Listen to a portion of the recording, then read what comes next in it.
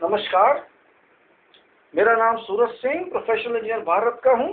जय भारत। मैं भारत का चिंतित नागरिक, कंसर्न सिटीजन, आप लोगों से कुछ वाद विवाद करना चाहता हूँ, कुछ डिबेट करना चाहता हूँ भारत की स्थिति के बारे में। भारत हमारा देश जो पुराने इतिहास का है, सत्यता पर आधारित रहा है, हजारों लाखों साल से यहाँ चलता आया है। आज जो भारत की स्थिति है वो आप सब जानते हैं और मैं भी जानता हूँ, कितनी खराब है, कितनी असामान्य है। आज भारत की प्रजा जो 1 अरब से ज़्यादा है, इस सब चीज़ों को सह रही है, इस दुर्दशा को सह रही है। ज़्यादातर लोग यहाँ के, हम जानते हैं किस स्थिति में रह रहे हैं। हमारे देश का संविधान जो 1950 में लागू हुआ, उसमें बहुत कुछ दिया हुआ है कि हम लोग 4 प्रिएम्बल्स पर आधारित हैं। वो संविधान एक बहुत अच्छा दस्तावेज है लिखित में। वास्तव में एक सामान्य गण के पास उसका फायदा अभी तक नहीं पहुंचा है। आज देश का एक सामान्य व्यक्ति, वो चाहे किसी भी लेवल का हो, किसी भी स्तर का हो, उस संविधान से अधिक फायदा नहीं उठा पा रहा है। उस संविधान के अंदर जो शक्ति है, वो शक्ति दी गई थी उन संविधान के निर्माताओं द्वारा, जो चाहते थे कि इस देश का प्रत्येक व्यक्ति स्वतंत्र रहे, सोवरेन रहे, अपना प्रभुसत्ता संपन्न रहे, उसको पूरे न्याय मिले, आर्थिक न्याय मिले, सामाजिक न्याय मिले, या न्यायपालिका से न्याय मिले, या सरकार से न्याय मिले। हर तरफ से उनको न्याय मिलना चाहिए, उनको रोजगार मिलना चाहिए, उनको शक्ति मिलना चाहिए, उनको हक मिलना चाहिए कि वो इस देश को आगे ले जा सकें, इस देश की सेवा कर सकें, इस देश की प्रजा की सेवा कर सकें, इस भारत माता का शक्ति को बढ़ा सकें। लेकिन आज हमारे देश की शक्ति 2 है। पहली शक्ति है भ्रष्टाचार, जिसको हम करप्शन कहते हैं, और दूसरी शक्ति आतंकवाद, जिसको हम टेररिज्म कहते हैं। ये शक्तियां इतनी जा चुकी हैं ऊपर, इतनी कोटि कोटि पर जा चुकी है कि इसका आप अंदाजा भी नहीं लगा सकते हैं। हम सिर्फ कह ही सकते हैं, हम बोल ही सकते हैं, शोर मचा सकते हैं। देश तो वही है जो लाखों साल पहले था, हजारों साल पहले था। देश वही है जो सत्यता पर आधारित था। देश वही है जो झूठ का बोलबाला नहीं था, सत्य का बोलबाला था। सत्य में जयते था, झूठ में जयते नहीं था। लेकिन आज सत्य में जयते खत्म हो चुका है, समाप्त हो चुका है। झूठ ही झूठ है, हर तरफ झूठ है। झूठ के बिना जीना मुश्किल है, सच पर मरना आसान है, सरल है। उन संविधान वालों ने, जिन्होंने हमारा संविधान बनाया, उन्होंने सोचा नहीं था। उनकी दृष्टि में आज के हालात, आज के बुरे हालात सामने नहीं आए थे। वो नहीं जानते थे कि 60 साल बाद स्वतंत्रता के देश ऐसी हालत में पहुंच जाएगा। आज देखिए करप्शन का बाजार, भ्रष्टाचार को भ्रष्टाचार कहते हुए शर्म आती है कोई जगह ऐसी जहां भ्रष्टाचार नहीं हो? एक भी जगह बता दीजिए देश की जहां भ्रष्टाचार नहीं है। कुछ विभागों को छोड़ दीजिए, विज्ञान की जहां अनुसंधान होती है कोई ऐसी मिनिस्ट्री, है कोई ऐसा डिपार्टमेंट, है कोई ऐसा न्यायालय, है कोई ऐसा कार्यपालिका जहां भ्रष्टाचार ना हो? नीचे से ऊपर तक पूरा का पूरा देश भ्रष्टाचार में लुप्त है, भ्रष्टाचार में तृप्त है। भ्रष्टाचार ऊपर से नीचे तक है, सब जानते हैं। हमारा प्रथम नागरिक जानता है, हमारा प्राइम मिनिस्टर, प्रधानमंत्री साहब जानते हैं। कोई कुछ नहीं करना चाहा था। बड़े गौरव की बात है देश को कि हमारे लोगों ने न्यूक्लियर डील पर विवाद किया। सरकार लोकसभा में विश्वास मत जीती, बहुत अच्छी बात है। बहुत खुशी की बात है कि ये देश एक न्यूक्लियर पावर लेगा, न्यूक्लियर के रिएक्टर होंगे, न्यूक्लियर सप्लाई बिजली की मिलेगी, अच्छी बात है। लेकिन उसके लिए देश की जनता का जनमत लेना चाहिए था, या भ्रष्ट रूप से, शर्मनाक रूप से लोकसभा में मत हासिल करना चाहिए था। हम सब जानते हैं जो 550 व्यक्ति, जिनको हम प्रतिनिधि कहते हैं हमारे देश की जनता के, 1 अरब जनता के, वो 250 व्यक्ति जो राज्यसभा के हैं, हम उनको भी इनडायरेक्ट प्रतिनिधि कहते हैं। क्या ये प्रतिनिधि सारे सत्यवादी हैं? ये 550 प्रतिनिधि जिन्होंने विश्वास मत दिया है, क्या ये सत्य है? क्या इनको पैसा नहीं दिया गया है रिश्वत के तौर पर? पूरी प्रजा जानती है कि दिया गया है। तो क्या ये रिश्वत का विश्वास मत है? किस चीज का विश्वास मत है? हमें ऐसा विश्वास मत नहीं चाहिए सरकार का। सरकार बहुत खुश है, अच्छी बात है, बहुत खुश है कि उन्होंने विश्वास जीता है। और किसका जीता है? क्या ये देश की प्रजा का विश्वास है? अगर ये विश्वास भ्रष्टाचार आधारित है तो बड़े दुख की बात है, बड़े दुख की बात है कि आज वो प्रधानमंत्री जिसको लोग ऑनेस्टी की स्टैचू कहते हैं, सत्यता की मूर्ति कहते हैं, ईमानदारी की दृष्टि कहते हैं, उस प्रधानमंत्री की देखरेख में अगर ऐसा हुआ है, बहुत ही शर्मनाक है, बहुत ही घृणित है। हम नहीं चाहते थे कि हमारा प्रधानमंत्री जो अभी बैठा है सीट पर, डॉक्टर साहब, वो ऐसे हो, लेकिन ये हुआ है तो बहुत गलत हुआ है। क्रॉस वोटिंग साफ बताती है कि 14 एमपीओ ने जरूर कुछ ना कुछ ऐसा कांड किया है कि उन्होंने दूसरे को वोट दिया है। भारत की जनता नहीं चाहती थी इस तरह का वोट। सवाल इस चीज का नहीं है कि हम उनके विरोधी हैं या उनके साथ हैं। सवाल ये है कि इस तरह के विश्वास से क्या देश चलेगा? क्या भ्रष्टाचार इस कदर शक्तिफुल हो गया है, पावरफुल हो गया है, शक्तिशाली हो गया है कि आज झूठ का सहारा लेके हमको देश की पॉलिसी, देश की नीति तय करनी होगी? क्या भारत की जनता नहीं चाहती है कि भारत तरक्की करे? क्या भारत की जनता नहीं चाहती है कि देश में परमाणु शक्ति हो? सब चाहते हैं, ऐसा कोई व्यक्ति नहीं मिलेगा जो नहीं चाहता होगा। लेकिन ये शक्ति सच को होनी चाहिए, ये शक्ति आर्थिक व्यवस्था को ध्यान में रखी होनी चाहिए। अगर एक बिजली का यूनिट हमको 3 रुपए की जगह 15 रुपए का मिलेगा तो हमको नहीं चाहिए ऐसी बिजली। हमको चाहिए देश में सस्ती चीजें। हम नहीं चाहते कि देश का पैसा विदेशों को जाए क्योंकि परमाणु शक्ति यहाँ आए। परमाणु शक्ति होनी चाहिए, बहुत अच्छी बात है, सब लोग प्रगति चाहते हैं, सारा देश चाहता है। लेकिन अगर ये प्रगति सत्यता पर आधारित है, सच्चाई पर आधारित है तो बहुत अच्छी बात है, हम सब इसका समर्थन करेंगे। लेकिन क्या 550 व्यक्ति इस देश का भविष्य डिसाइड करेंगे?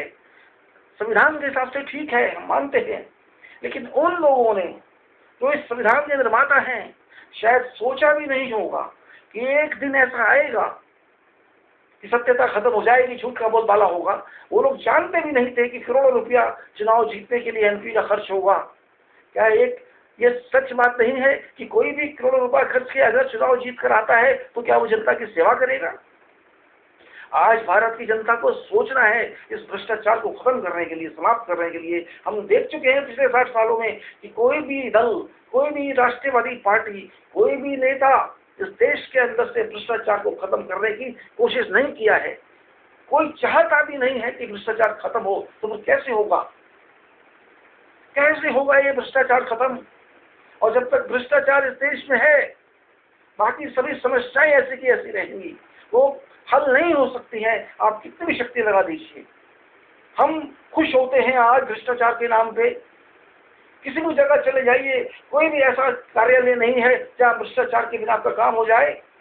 कोई भी मंत्रालय हो, कोई भी न्यायालय हो, कोई भी कार्यपालिका हो, कोई भी ऐसी चीज हो, कोई भी ऐसा कार्यालय हो जहाँ आप जाइए और आपका काम आराम से हो जाए तो आप बहुत किस्मत वाले होंगे, आपका भाग्य उसमें अच्छा होगा। लेकिन ऐसा होता नहीं है। लाखों गांव में पीने को पानी नहीं है, लाखों गांव में स्वास्थ्य सेवाएं नहीं है। सुबह उठता है एक गरीब आदमी, जानता नहीं है कि उसको लंच मिलेगा, शाम की रोटी मिलेगी कि नहीं मिलेगी। दिन भर मेहनत करता है, थोड़े से पैसे मिल जाते हैं, उसका 3 वक्त का खाना पूरा नहीं होता है। ये एक व्यक्ति के साथ की बात नहीं है, ये भारत की करोड़ों जनता जो गरीबी रेखा से नीचे रहती है उनकी बात है। क्या उनको संविधान के हिसाब से सामाजिक न्याय नहीं मिलना चाहिए? क्या उनको कम से कम 2 या 3 वक्त का खाना नहीं मिलना चाहिए? वो नहीं कमा पा रहे हैं, नहीं जुगाड़ लगा पा रहे हैं, तो क्या ये भारत सरकार का, भारत की पब्लिक का, भारत की जनता का हक नहीं बनता है कि उनके लिए कोई ना कोई ऐसा अरेंजमेंट किया जाए कि उनको कम से कम खाना तो मिले, उनको कम से कम पीने को पानी तो मिले, उनको कम से कम बीमार में स्वास्थ्य सेवा तो मिले। ये भ्रष्टाचार ने ऐसी हालात पैदा कर दिए हैं कि ये सब कहते हुए भी शर्म आती है, भ्रष्टाचार को भ्रष्टाचार कहते हुए भी शर्म आती है। ये 550 MP, वो 250 MP आज सिर्फ अपने लिए जी रहे हैं, अपनी राजनीति कर रहे हैं। किसी भी MP को देश का पूरा ख्याल नहीं है, सिर्फ बातें करते हैं बड़ी बड़ी, हम ये करेंगे, हम वो करेंगे। 1971 से ये बातें चलती आ रही हैं कि देश में गरीबी हटेगी, लेकिन अब तक क्या हुआ है? 71 के बाद 2008 चल रहा है, गरीब तो गरीब ही हुआ है। कुछ चंद लोग पैसे वाले हुए हैं जो गवर्नमेंट के ऊपर कंट्रोल रखते हैं। गवर्नमेंट का प्रधानमंत्री उनके पास बैठा है, उनसे बात करता है। क्या ये भ्रष्टाचार के रूप नहीं है? क्या सरकार की ताकत CBI को कंट्रोल नहीं कर रही है? शोर मचा है लोकसभा में कि CBI ने MPs के ऊपर प्रेशर डाला, दबाव डाला। क्या ये भ्रष्टाचार नहीं है? करोड़ों रुपए जो MPओं को दिए गए हैं, यदि सत्य है तो क्या ये भ्रष्टाचार नहीं है? इसके खिलाफ भारत सरकार ने या लोकसभा के स्पीकर ने अभी तक कोई कार्रवाई नहीं की है। बड़े दुख की बात है। एक कितना ईमानदार स्पीकर हम मानते हैं, लेकिन उसने ऐसा कुछ नहीं किया है अभी तक। बड़े दुख की बात है। आज भ्रष्टाचार खत्म नहीं हो रहा है, ना ही कोई सोच रहा है। इसको अगर खत्म करना है तो पूरी की पूरी भारत की जनता को सोचना होगा, और खाली सोचना नहीं होगा, कुछ करना भी होगा। परमाणु शक्ति आए, बहुत स्वागत है। देश में सब गांवों में पानी आए, बहुत स्वागत है। किसानों का ऋण भी माफ किया जाए तो बहुत स्वागत है, लेकिन ऋण माफी काफी नहीं है। किसानों को उनका अधिकार, उनको कार्य करने की ताकत मिलनी चाहिए। कुछ पैसे वाले ग्रुप उनके खेतों को लेकर पूरा मेटेरियल से ले लें और होर्डिंग कर दें, जमाखोरी कर दें। उसके बाद पूरी मार्केट के अंदर सब चीजों की महंगाई हो जाए, 3-3 गुना 2-2 गुना उनकी कीमत हो जाए। क्या ये भ्रष्टाचार नहीं है? वो लोग जो ठेला चला के सुबह आपके घर सब्जी देकर जाते थे, आपको घर पे ताजी सब्जी मिल जाती थी। आज आपको सब्जी लेनी है तो आपको माल में जाना पड़ेगा और वहां से महंगी सब्जी लानी पड़ेगी। क्या ये भ्रष्टाचार नहीं है? उन लोगों के रोजगार खत्म कर दिए गए। क्या ये सही बात है? इससे क्या भ्रष्टाचार नहीं बढ़ेगा? भ्रष्टाचार एक ऐसी समस्या है जो नीचे से एक PM से, चौकीदार से लेके ऊपर तक, राष्ट्रपति के लेवल तक ये पनप रहा है। पिछले 60 सालों में बहुत अच्छी तरह पनपा है और अभी भी पनप रहा है। और इस भ्रष्टाचार एक ऐसा पिता है जिसने बहुत सारे बच्चों को जन्म दिया है, जिसमें और भी समस्याएं सामने आती हैं। वो जन्म बहुत तरह के हैं, बहुत तरह के बच्चे पैदा किए इस भ्रष्टाचार ने। जब तक ये भ्रष्टाचार देश में है, हम कुछ नहीं कर सकते। भारत की पब्लिक को इस बारे में सोचना होगा, नहीं तो गरीब एक दिन मरेगा और अमीर उसको मारेगा। क्या 15 रुपए की बिजली मिलेगी? और परमाणु शक्ति से तो हमें नहीं चाहिए ऐसी बिजली। हमें जब 3 रुपए या 2 रुपए की मिलती है तो 15 रुपए क्यों ने? परमाणु शक्ति को 1 या 2 रुपए की बिजली मिलनी चाहिए। सवाल परमाणु शक्ति का ही नहीं है। यहाँ पर भ्रष्टाचार का आधार बनाना पड़ेगा। पूरी पब्लिक को, पूरे 1 अरब लोगों को इससे लड़ना है। इन लोगों को नेताओं से लड़ना पड़ेगा। इन लोगों को खुद नेता भी बनना पड़ेगा। वही नेता दिख रहे हैं पिछले 60 साल से, वही नेता आज 5 साल के लिए ये आता है, फिर 5 साल के लिए वो आता है, फिर 5 साल के लिए ये आता है, फिर 5 साल के लिए वो आता है। जैसे प्रोफेशनल एंटिटी हो गई है, इनकी रजिस्ट्रेशन हो गई है सामाजिक तौर पर। आप आइए सामने, गरीब आए सामने, गरीबों को गरीब चुन के भेजें। पूरी प्रजा में अपने आदमी आए, स्वतंत्र रूप से आए। आपका हक है लोकसभा में बैठने का और आपका हक है राज्यसभा में बैठने का। आपका हक है पूरे स्टेट्स में बैठने का, असेंबलीज में बैठने का। आप कोशिश कीजिए, खुद आइए। ईमानदारी से काम तभी होगा जब आप अगर पंचायत में बैठ सकते हैं तो आप देश की बड़ी पंचायत में क्यों नहीं बैठ सकते हैं? उसके लिए जरूरी नहीं है कि आपको उसका तजर्बा चाहिए, उसका अनुभव चाहिए, कि आपको डर है आपके मन में। उस डर को निकालिए कि आप नहीं बन सकते MP। इस डर को निकाल दीजिए कि नेहरू परिवार या गांधी परिवार ही बन सकता है, या BJP ही बन सकती है, या कम्युनिस्ट ही बन सकता है। आपको सच्चाई से आगे आना है। भ्रष्टाचार तभी खत्म हो सकता है। इस भ्रष्टाचार ने जन्म दिया आतंकवाद को। आतंकवाद, टेररिज्म, जो हमारे देश से कई दशकों से है, बढ़ता ही जा रहा है। सरकार को चिंता नहीं है एक कांड होता है, लोग मर जाते हैं, टेररिस्ट भाग जाते हैं, आतंकवादी, पुलिस आती है, कमीशन बनते हैं, डाक के 3 भाग, कुछ नहीं होता है। सरकार कुछ नहीं करना चाहती है, एक दूसरे पे दोष बढ़ना, कांग्रेस का दोष बीजेपी पर, बीजेपी का दोष कांग्रेस पर। पब्लिक दोष के लिए नहीं बैठी है, पब्लिक चाहती है कि आतंकवाद खत्म हो। और ये कैसे खत्म होगा? आतंकवाद तभी खत्म होगा जब हम पब्लिक उसके लिए स्ट्रांग होगी, मजबूत होगी। आतंकवाद धर्म के नाम पे किया जा रहा है, नहीं, आतंकवाद धर्म के नाम पे नहीं होता है। कोई भी धर्म नहीं कहता है कि दूसरों को मारो, सब जानते हैं, लेकिन सरकार नहीं जानती है, सरकार सख्ती नहीं बरतती है। सरकार ने कोई ऐसे साहसी कदम नहीं लिए हैं आज तक जिससे कहा जा सके कि सरकार दृढ़ संकल्प है आतंकवाद को हटाने के लिए। ऐसे कानून भी नहीं है, नियम भी नहीं है जिसके अंदर सख्ती से आतंकवादी से पेश किया जाए। पुलिस भी ढीली रहती है, पुलिस भी गुमराह रहती है, कभी किसी को पकड़ लेती है, गलत आदमी को भी पकड़ लेती है माफ कीजिए, उनको फिर छोड़ देती है, फिर दूसरों को पकड़ लेती है। क्या करे पुलिस, ऊपर से दबाव आता है। ऐसे आतंकवाद कैसे खत्म होगा? बांग्लादेश से लोग आ जाते हैं यहाँ पर गलत तरीके से, बिना वीजा के, कुछ 100 रुपए देकर हमारे बॉर्डर पर, और यहाँ पर वेस्ट बंगाल में सरकार उनको राशन कार्ड दे देती है, उन बांग्लादेशी को, उनको वहाँ की नागरिकता दे देती है देश की, और वहाँ की वोटर लिस्ट में उनका नाम आ जाता है। ऐसे कई करोड़ लोग हमारे देश में रह रहे हैं। तो क्या कर रहे हैं ये? क्या वो आतंकवादी साथ नहीं है? नेपाल का बॉर्डर से भी लोग आते हैं, पाकिस्तान के बॉर्डर से भी लोग आते हैं। आतंकवाद पनप रहा है हमारे देश में। क्या हम इसको खत्म कर पाएंगे, इसको कंट्रोल कर पाएंगे? कौन करेगा? शक्ति किसके हाथ में है? शक्ति सरकार के हाथ में है। हम तो कह नहीं सकते हैं। 2 लाख करोड़ की जाली करेंसी, जाली नोट हमारे देश की अर्थव्यवस्था में घूम रहे हैं। 2 लाख करोड़, ये पिछले साल की फिगर है, पिछले साल की सूचना है। इन 2 लाख करोड़ों से हमारे देश की अर्थव्यवस्था डगमगा सकती है। वो नोट कहाँ से आए हैं कोई पूछने वाला नहीं है। और भी आ रहे हैं, जाली नोट चल रहे हैं, पाकिस्तान भेज रहा है, पकड़े भी गए हैं बहुत बार, लेकिन सरकार बेफिक्र, कोई चिंता नहीं है। आतंकवाद की बात मत करो, ये अपने आप खत्म हो जाएगा, स्वयं खत्म हो जाएगा। आने दो, हमारे दूसरे देशों के लोग को आने दो, हमको वहां पर जाने दो, बसों को वहां भेजने दो, वहां से बसें आने दो। बेकार की बातें करते हैं। सरकार तो ये कहती है, आप लोग कम्युनल बात करते हैं, सांप्रदायिकता फैलाने की बात करते हैं। कौन सांप्रदायिकता फैला रहा है? देश के अंदर से आतंकवाद को खत्म करना क्या सांप्रदायिकता की बात है? कौन मर रहा है? देश के लोग मर रहे हैं, हिंदू भी मर रहे हैं, मुसलमान भी मर रहे हैं। तो सांप्रदायिकता का सवाल कहां से आ गया? क्यों नहीं सरकार चाहती है खत्म करना? क्यों बढ़ा है ये इतना? सरकार से बात की जाए तो वो बीजेपी को दोष दे देते हैं कि उन्होंने कहा नाग का क्या किया।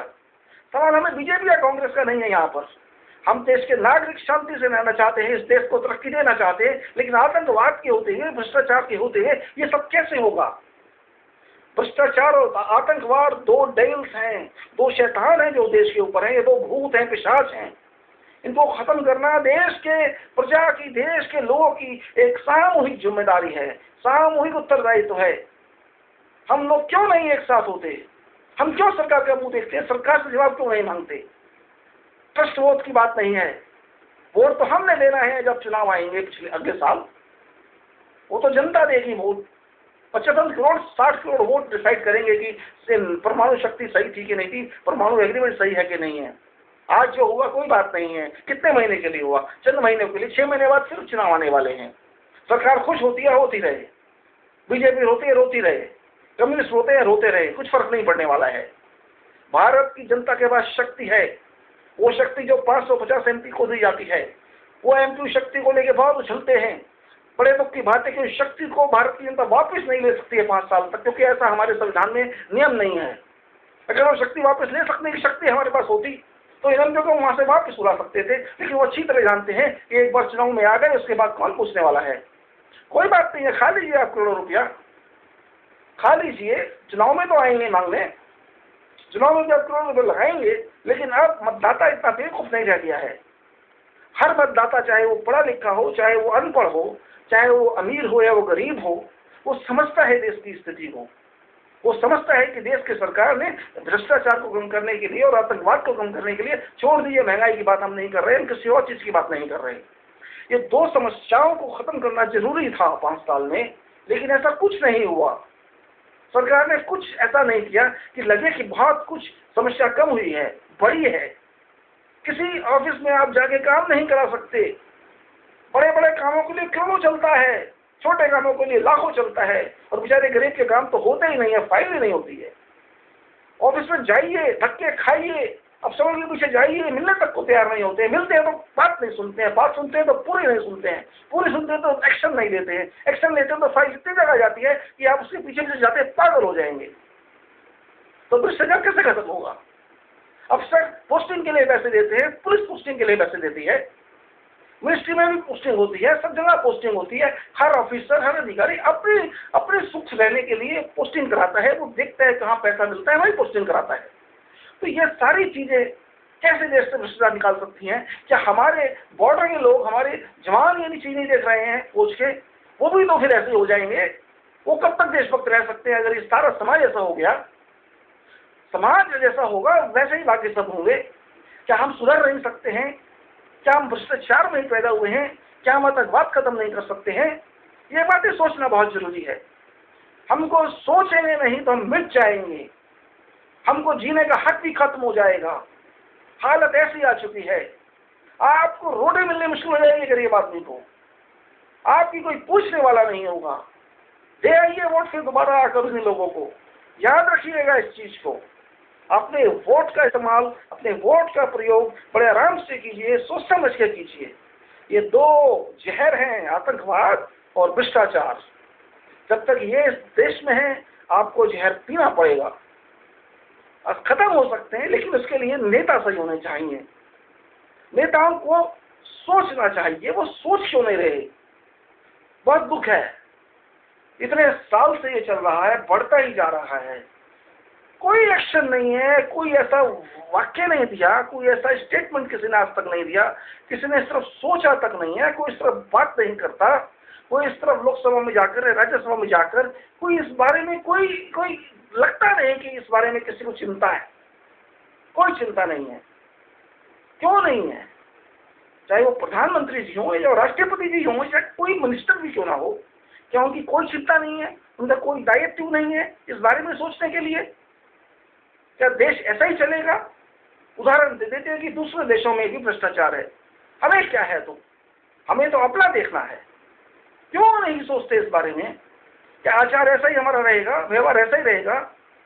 क्या हम देश कभी सुधार नहीं सकते? क्यों सब भ्रष्ट होते जा रहे हैं? भ्रष्टाचार इस तरह चल रहा है जैसे धर्म हो। हर आदमी हक समझता है अपना, हर अधिकारी हक समझता है अपना, सैलरी का कोई मतलब नहीं है। जिनको ऐसा मौका नहीं मिलता है, ऐसा अवसर नहीं मिलता है, वो चुप रहते हैं, लेकिन जैसा ही अवसर मिलता है वो भी शुरू हो जाते हैं। कोई भी स्पेयर क्यों ना हो सरकार का। भ्रष्टाचार धर्म है, भ्रष्टाचार मजहब है, भ्रष्टाचार दृढ़ कल्पना है। आप भ्रष्टाचार में अगर आप नहीं मिले हुए हैं तो आप ऑफिसर ही नहीं हैं। क्यों ना हो, सब गलत काम किए जाने चाहिए। ऐसा नहीं हो रहा है क्या? आतंकवाद इस तरह से फैल रहा है, कोई कंट्रोल नहीं है, कोई नियंत्रण नहीं है उसके ऊपर। कब कहां बम फट जाए कोई नहीं जानता, कब कहां क्या हो जाए कोई नहीं जानता।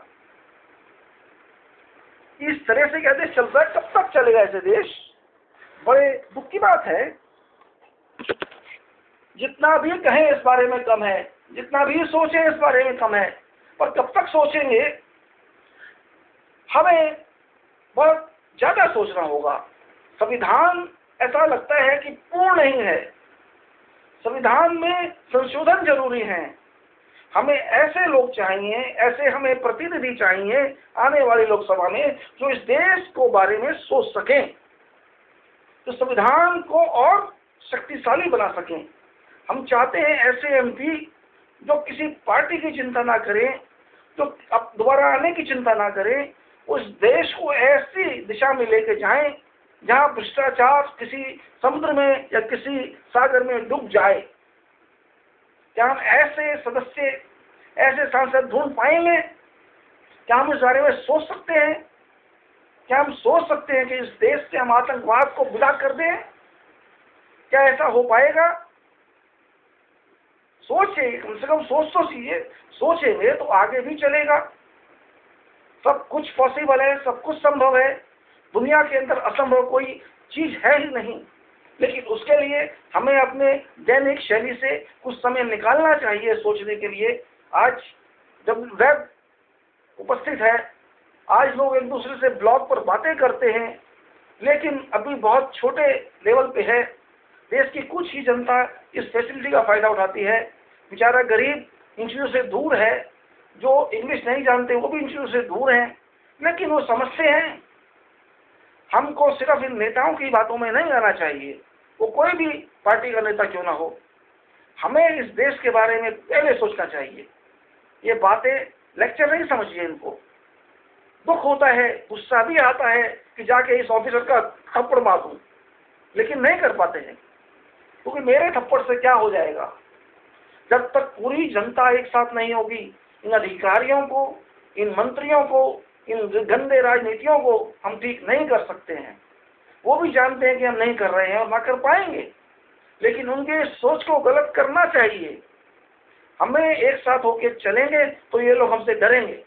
शक्ति हमारी है, संविधान हमारा है, देश हमारा है, भारत देश हमारा है, लेकिन इसका पूरा फायदा, इसका पूरा यूज हमको नहीं मिल रहा है। ये गरीब को नहीं मिल रहा है। पीने का पानी नहीं है, पूरी रोटी नहीं है, रहने को जमीन नहीं है, लेकिन देश हमारा है। रहने को जमीन उगाना था ना, रहने को जंग नहीं, जमीन पूरा हिंदुस्तान हमारा है, पूरा भारत हमारा है। किधर है भारत? तो उनका है जिनके हाथ में शक्ति है, वो जो चाहे घुमा दें। अच्छी बात है, तरक्की होनी चाहिए, प्रगति होनी चाहिए, देश आगे बढ़ना चाहिए, दुनिया में सबसे आगे होना चाहिए। हमारे संविधान का 51वां आर्टिकल यही कहता है, हर फील्ड में आगे बढ़ना चाहिए, लीड करना चाहिए। लेकिन किस कीमत पे? जीवन शैली को खराब करके, भ्रष्टाचार को बढ़ा के, आतंकवाद को बढ़ा के, कानून व्यवस्था को खराब करके, देश को भ्रष्ट करके, आत्मा को भ्रष्ट करके, परमात्मा को भ्रष्ट करके, धर्म को भ्रष्ट करके, किसको भ्रष्ट करके, किस कीमत पे? कोई बता सकता है? कोई उत्तरदायी है? किसका उत्तरदायित्व है? हमारा ही है। कोई हमें बचाने नहीं आएगा। देश हमारा है, संभालना हमको है। कौन आएगा? क्या आप ही हैं अपने देश के मालिक, आप ही हैं अपने देश के राजा। क्या आप आगे आएंगे? क्या आप देश को संभालेंगे? क्या इस देश को भ्रष्टाचार के भूत से मुक्त करेंगे? क्या इस देश से आतंकवाद को आप निकालेंगे? अगर आप ये कर सकते हैं, आपके अंदर ऐसी शक्ति है, तो मुझे बड़ी खुशी होगी, देश की प्रजा को बड़ी खुशी होगी। ये देश स्वर्ग जाएगा। लेकिन आप आते नहीं हैं, आप डरते हैं, आप राजनीति से दूर रहते हैं, आप अनपढ़ हो या पढ़े लिखे हों, आप क्यों अपने को दूर रखते हैं? आप क्यों चंद नेताओं के हाथ में या चंद दलों के हाथ में इस देश की शक्ति को जाने देना चाहते हैं? मैं समझता हूं आज जितने भी राजनेता हैं ज्यादातर भ्रष्ट हैं। उनका हक नहीं बनता है कि इस देश को संभालें। इस देश को संभालेगा इस देश का नवयुवक, इस देश को संभालेगा इस देश का ईमानदार व्यक्ति, इस देश को संभालेगा इस देश की जनता। इस देश की जनता वो किसी भी धर्म की क्यों ना हो, ईमानदार होनी चाहिए जो संभाले, दृढ़ संकल्प होनी चाहिए जो संभाले। पर वो किधर है? सामने क्यों नहीं आती? क्यों हम कुछ लोगों के सर पर इस देश को चलाना चाहते हैं? हम चाहते हैं क्या वो कुछ लोग ही हमारे भविष्य को लिखें? क्यों आप खुद अपना भविष्य क्यों नहीं लिखना चाहते? क्यों आप कुछ लोग कहने में आगे चलना चाहते हैं? अगर देश आपका है तो उसको संभालिए। क्यों किसी के भरोसे रहना चाहते हैं? आप भ्रष्टाचार को खुद ही क्यों नहीं खत्म करना चाहते हैं? आप आतंकवाद को खुद ही क्यों नहीं खत्म करना चाहते हैं? आप भारत की सरकार को क्यों नहीं दबाव डालना पसंद करते? क्यों नहीं आगे आना चाहते? ये सब बातें हैं जो सोचना बहुत जरूरी है। क्या हम सोच पाएंगे? क्या देश ऐसा ही चलेगा? हम क्यों नहीं सोचते सब कुछ? क्यों नहीं खत्म करते इन चीजों को? मैं सिर्फ इतना ही कहूँगा कि आप अगर कर सकते हैं तो इन बातों को कीजिए, नहीं तो आपका कुछ फायदा होने वाला नहीं है। भ्रष्टाचार बढ़ता जाएगा, आतंकवाद बढ़ता जाएगा, सब कुछ बढ़ता जाएगा, आप कुछ कर नहीं पाएंगे। इतना ही मैं कह सकता हूँ, इस देश को इन शैतानों से बचाइए। तो 2 शैतान हैं, भ्रष्टाचार और आतंकवाद, और भी शैतान हैं, लेकिन ये बहुत बड़े शैतान हैं। आपको इनको देश से निकालना चाहिए, इनको कत्ल करना चाहिए, इन 2 शैतानों का, इन 2 भूतों का। भ्रष्टाचार, आतंकवाद बहुत बड़ी बड़ी मछलियां हैं, इस देश को खा रही हैं। आप अगर इनसे बचा लेंगे तो सुख पाएंगे, नहीं तो आप दुख पाएंगे। मैं सिर्फ इतना ही कह सकता हूँ, आप आगे आएं, आप देश को समझें, देश को आगे लेके जाएं, इनको मिट्टी में मिला दें, भ्रष्टाचार को और आतंकवाद को। देश को संभालें, देश आपका है, आप देश के हैं। भूल जाइए नेताओं को, भूल जाइए राजनीति के भ्रष्टाचार को, भूल जाइए, किसी से डरने की जरूरत नहीं है। वोट आपके हाथ में है, आप अच्छे आदमी को वोट दीजिए, सोच समझ के दीजिए। क्यों चाहते हैं आप लोगों के कहने पे वोट देना? क्यों चाहते हैं आप किसी भी राजनीतिक दल के कहने पे वोट देना? आप सोच समझ के वोट दीजिए, अपने आदमी उठाइए, अपने आसपास रहने वालों को आगे लाइए। क्या वो आना नहीं चाहते? कोई जरूरी तो नहीं है कि करोड़ों रुपए से इलेक्शन जीते जा सकते हैं। अगर आपका साथ आपके लोग देंगे तो आप भी आगे आ सकते हैं, इलेक्शन जीत सकते हैं। जीतना चाहिए, देश को बनाना है, देश की सेवा करनी है, आगे आइए। इतना ही मैं कहूँगा। जय भारत।